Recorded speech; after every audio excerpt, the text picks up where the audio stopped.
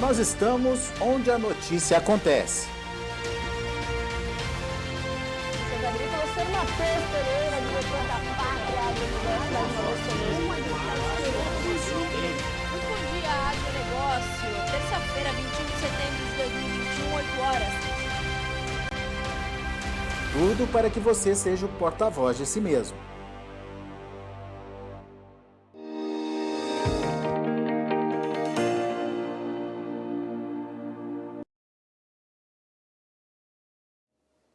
Olá, você que nos acompanha aqui pelo Notícias Agrícolas. Eu sou Letícia Guimarães e a gente começa agora mais um boletim, dessa vez para a gente falar sobre suinocultura. E quem está aqui com a gente hoje, que vai trazer um olhar, então, desde o setor produtivo até o setor de processamento, né, o setor da agroindústria, é o Marcos Antônio Sprícigo, que está lá em Santa Catarina e é suinocultor e também proprietário de um frigorífico. Seja muito bem-vindo, Marcos.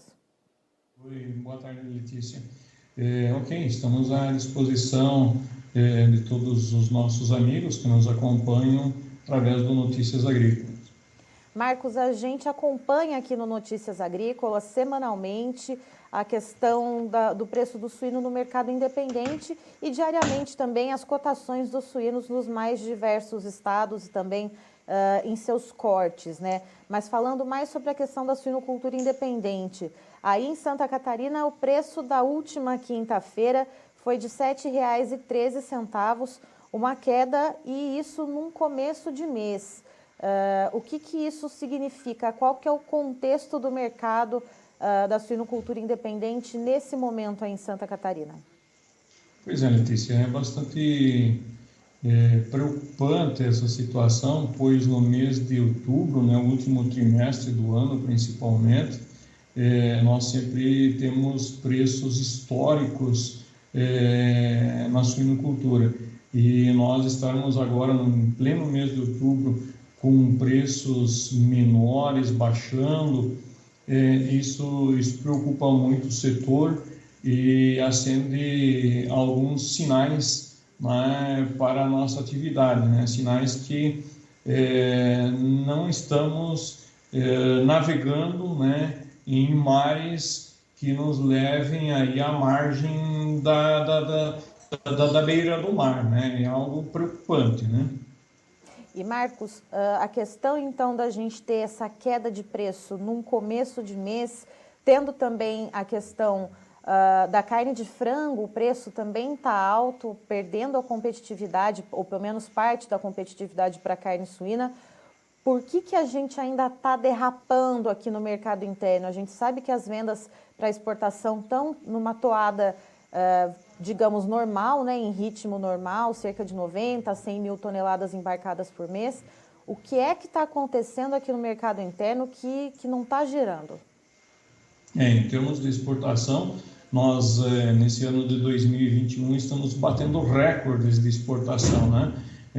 Volumes muito bons, inclusive também, né? A média em dólar, nós temos em 2020, 2.190 dólares por tonelada. Em 2021, nós estamos com 2.370 reais, 2.370 dólares a tonelada, né? Então demonstra que as exportações elas estão fluindo, estão indo bem, né? O problema da suinocultura, na realidade, é o mercado interno. O mercado interno ele representa 83% da produção de suínos e esse mercado interno ele está muito complicado, né? Poder aquisitivo da população, a gente vê agora as últimas informações, hoje mesmo nós estamos tendo informações aí dos índices de inflação subindo bastante e infelizmente quando sobe a inflação sempre é atirado pedras, né,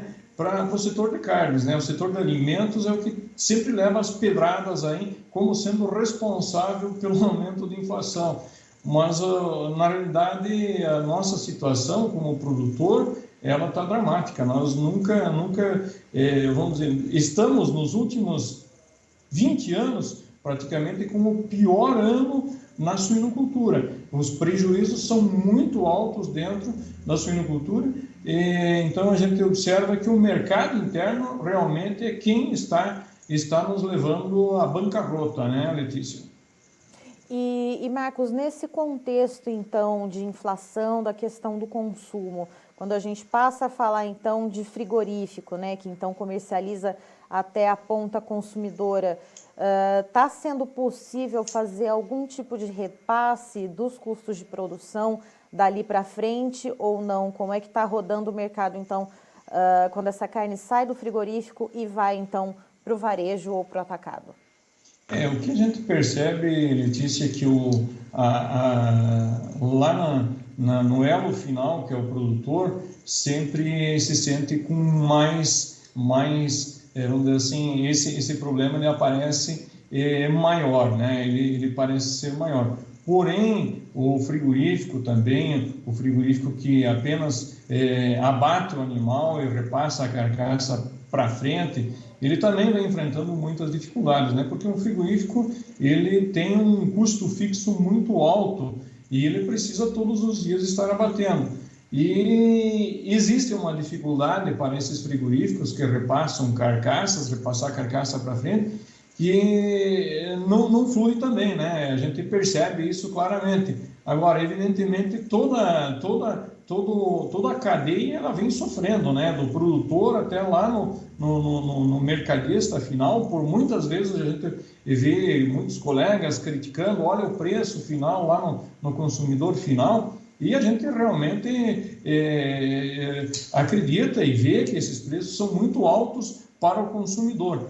Porém, nós temos toda uma conjuntura de custos, né, que vem impactando em todos os setores. Porque se lá na ponta final estivesse vendendo bem, se todos estivessem ganhando dinheiro, provavelmente sobraria para o produtor e também para o frigorífico, né? Então, a gente vê que a conjuntura ela é bem complexa e muito difícil, né? Então, é algo que é até complicado quase para a gente ter uma análise nesse momento. O que a gente observa mesmo, Letícia, é o problema de uma oferta maior do que a demanda no mercado interno, e o povo não tem dinheiro, né? É isso que a gente observa, e um custo de produção muito alto, custo de produção em todos os elos da cadeia, né? Nós vamos pegar energia elétrica, combustível, né?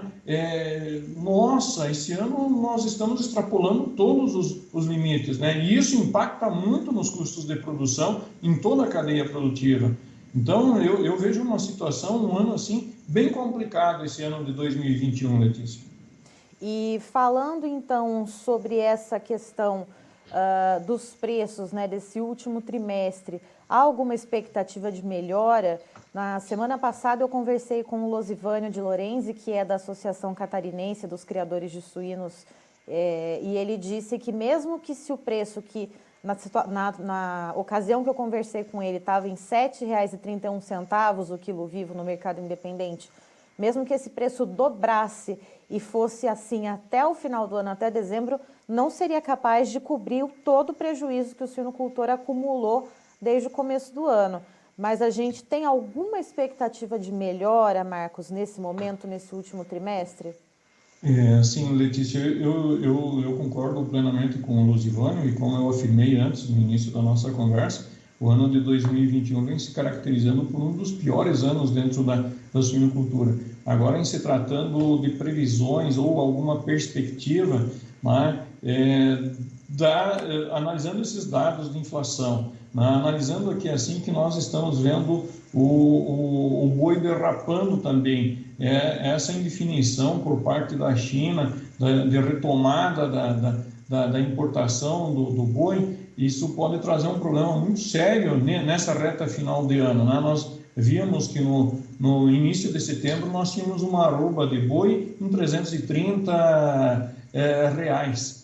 Estamos acompanhando hoje uma arroba de boi a 280, né? Então, em um mês, nós temos uma perda de R$50 arroba no boi. E nós que somos da suinocultura, nós dependemos, né, do sucesso dessas outras carnes também. E se não for retomada essa importação por parte da China, né, eu vejo um cenário bastante complicado nesse trimestre, último trimestre, é quando as apostas são todas agora para o último trimestre. Então, o Zivânio falou muito bem, né, que se o preço dobrasse agora, nesses últimos 3 meses aqui assim, o preço do suíno, né, de 6, 7 reais, ele dobrasse, fosse para 14 reais o quilo, que isso é impossível, nunca, jamais vai acontecer isso, né, pelo menos agora no curto prazo e nos próximos anos, isso não vai acontecer.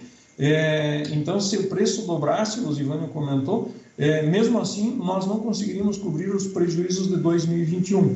E, se nós analisarmos todo esse contexto, analisando o poder a renda do povo brasileiro, que nós dependemos 85%, 83%, 85% aí, do mercado interno, e o custo do Brasil, combustíveis, energia elétrica, inflação subindo, né? Todos esses números, dificilmente nós vamos ter uma melhoria de preços agora que venha nos ajudar a chegar nos custos de produção, chegar no custo de produção, né? Então, quanto muito menos em ter rentabilidade, né? Então, nós teríamos, para nós sairmos do prejuízo agora nesse momento, 2 fatores que seriam essenciais, né? Ou subir o preço do suíno, e nós não vimos isso como algo promissor para os próximos 3 meses, você não consegue ter argumentos para ter preços melhores, pelo menos nesse momento, agora, nós não temos argumentos nenhum, né? Ou então baixa nos custos de produção. E baixar custos de produção, a gente acompanha também todas as informações, somente para a gente ter uma baixa de custo, que nós tenhamos uma boa safra, mas isso agora começa a vir a safra de verão, e lá na safrinha para a gente imaginar algum custo. Se nós olharmos os preços do milho de mercado futuro, eles não estão diferentes de hoje, né? Então, nós não temos nada de argumentos para dizer que os custos baixem a ponto de nós termos rentabilidade, e muito menos também em preços de suínos de melhoria, tendo em vista os outros mercados, inflação, como eu já comentei, né, Letícia?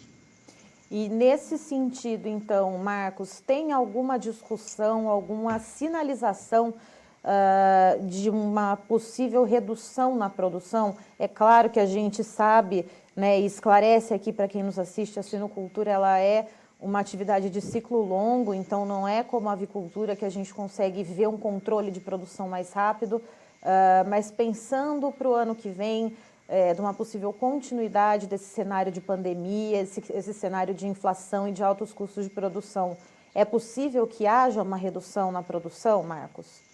Eu sei que às vezes os meus comentários eu sou até criticado com relação a isso, né, Letícia? Mas vamos analisar então os aumentos de produção que nós tivemos nos últimos 2 ou 3 anos em função do efeito China, né, de toda essa situação, e nós mesmo, a CCS, muitas vezes comentou-se, né, para que o produtor tivesse cuidados, não fizesse aumentos de produções, porque seria tudo uma caixinha de surpresa, toda essa situação da China, né? Eu entendo que o produtor independente, o pequeno e médio produtor, ele fez muito bem essa tarefa de casa, né? Ele procurou melhorar a produtividade dentro da sua produção, procurou melhorar a estrutura da granja, tendo melhores condições de trabalho, mas não investiu muito no aumento de produção. Ao passo que a gente vê as grandes agroindústrias, as grandes cooperativas, como eu disse, eu posso ser criticado, eu vou ser criticado por isso, né? Mas a gente vê que quem realmente aumentou e aumentou em demasia, né, foram justamente os que são mais grandes no setor de produção. Então, eu me preocupa quando acontece isso, a gente se pergunta, mas será que não existe um planejamento? Será que não existe algo nesse sentido com essas grandes agroindústrias para estarem fomentando tanto a produção, aumentando tanto a produção assim? Então, vamos dizer o seguinte, Letícia, mesmo que agora com essa crise toda, aqui assim, nós, pequenos, médios produtores, resolvêssemos diminuir a produção, só os projetos que nem entraram em operação ainda de grandes agroindústrias e grandes cooperativas ou grandes grupos, né, esses projetos estão em andamento, né? Então, vamos dizer que o pequeno produtor agora resolva diminuir a sua produção, porque ele não aguenta, ele não consegue mais trabalhar, né? Mas esse pequeno produtor essa fatia de produção já está crescendo, já está sendo aumentada pelos grandes grupos, enquanto que essa pequena redução, ou esses que acabam parando de produzir pelo desânimo, pelos altos prejuízos, isso não vai significar muito. Nós teríamos que sim, né, as grandes lideranças, então essas grandes agroindústrias, trabalhar sim para o aumento de consumo, que nós tenhamos um poder de renda maior dentro do Brasil e que a gente consiga ampliar o leque de exportação. Mas a gente acompanha que o leque de exportação ele já vem sendo ampliado, né, e a gente vem batendo recordes e recordes em cima de produção. Então é algo realmente para o pequeno e médio produtor, Letícia, bastante difícil, e mesmo que esse produtor ele pare, como eu digo, né, essa produção que vem sendo ampliada há 2, 3 anos pelos grandes grupos, ela vai abocanhar, ela vai ocupar esses pequenos produtores e médios produtores que acabam saindo da produção. Certo. Marcos, muito obrigada pela sua participação aqui com a gente no Notícias Agrícolas. Você é sempre muito bem-vindo. Ok, então eu estou sempre à disposição, né, de todos vocês do Notícias Agrícolas e vamos torcer aí que as minhas expectativas estejam erradas e dentro de pouco tempo a gente venha aqui contar algo melhor para a suinocultura. Ok, Letícia? Estivemos aqui, portanto, com o Marcos Antônio Esprícigo, lá de Santa Catarina, ele que além de suinocultor é também proprietário de um frigorífico, então trazendo uma visão, né, desses dois elos da cadeia para a gente então conseguir entender um pouco sobre esse atual momento da suinocultura. Nós estamos na primeira quinzena do mês de outubro e mesmo assim, na suinocultura independente, por exemplo, em Santa Catarina, na última quinta-feira, durante a realização da Bolsa de Suínos, o preço caiu de R$ 7,31 para R$ 7,13. Lembrando, então, num contexto de começo de mês, em que a população geralmente está um pouco mais capitalizada, a entrada de massa salarial, e é preocupante essa queda justamente por ser começo de mês e também por ser o último trimestre do ano. É nesse período, né, nesse final de ano, que se começa, então, a programação para os abates para o final de ano, para as festividades. Geralmente os preços sobem, mas não é isso que se vê. E falando, assim, não só de Santa Catarina, mas em outras praças produtoras do Brasil.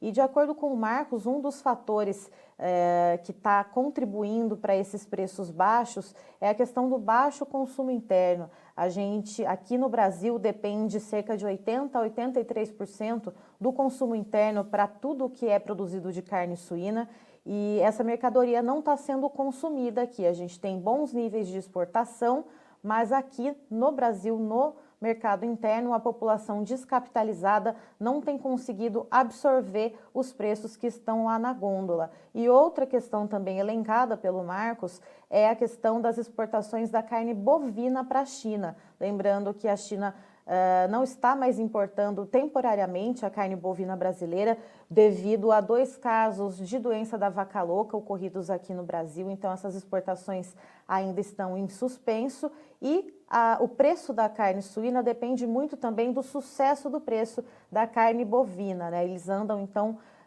lado a lado. Então, é algo também que preocupa caso a China não volte a importar e esse preço da carne bovina não volte a subir logo, os preços da carne suína tendem a ficar mais estagnados. Eu encerro por aqui, mas daqui a pouquinho tem mais informações para você no Notícias Agrícolas. Se inscreva em nossas mídias sociais. No Facebook, Notícias Agrícolas. No Instagram, @Notícias Agrícolas. E em nosso Twitter, @Norteagri. E para não perder nenhum vídeo, não se esqueça de nos acompanhar no YouTube e na Twitch, Notícias Agrícolas Oficial.